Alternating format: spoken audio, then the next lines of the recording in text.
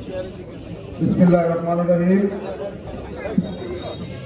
সাবেক 3 বারের সফল প্রধানমন্ত্রী, দেশনেত্রী, আপসের নেত্রী এবং আমাদের মাতৃতুল্য বেগম খালেদা জিয়ার রুহের মাগফিরাত কামনা এবং মতবিনিময় সভার আজকের এই অনুষ্ঠানের সম্মানিত প্রধান অতিথি জনাব মনির হোসেন কাসেমি সাহেব এবং প্রধান বক্তা ফতুল্লা থানা বিএনপির সম্মানিত সভাপতি জনাব শহীদুল ইসলাম টিটু ভাই, বিশেষ অতিথি জনাব ফতুল্লা থানা বিএনপির সম্মানিত সাধারণ সম্পাদক আব্দুল বারী ভূঁইয়া ভাই এবং আমাদের ফতুল্লার গর্ব এবং আমাদের অভিভাবক জনাব রিয়াদ মোহাম্মদ চৌধুরী, সাংগঠনিক সম্পাদক ফতুল্লা থানা বিএনপি, উদ্যোগে আমার নেতা জনাব জুয়েল আরমান, নারায়ণ জেলা কৃষক দলের সম্মানিত যুগ্ম আহ্বায়ক, ফতুল্লা থানা কৃষক দলের সম্মানিত আহ্বায়ক জনাব জুয়েল আরমানের সভাপতিত্বে আজকে যে অনুষ্ঠান হচ্ছে এখানে উপস্থিত সমস্ত নেতাকর্মী এবং আমার সামনে উপস্থিত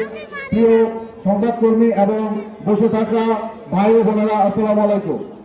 আসলে এখানে বক্তৃতার কিছু নাই, আমরা সবাই আমাদের প্রাণপ্রিয় ম্যাডামের জন্য দোয়া করবো। আল্লাহ যাতে আমাদের ম্যাডামের জীবনের জানা অজানা যে গুনাহ যদি করে থাকেন উনি সেই গুনাহকে ক্ষমা করে দিয়ে আল্লাহ যেন ওনাকে জান্নাতের সর্বোচ্চ মাকাম দান করেন এবং আমাদের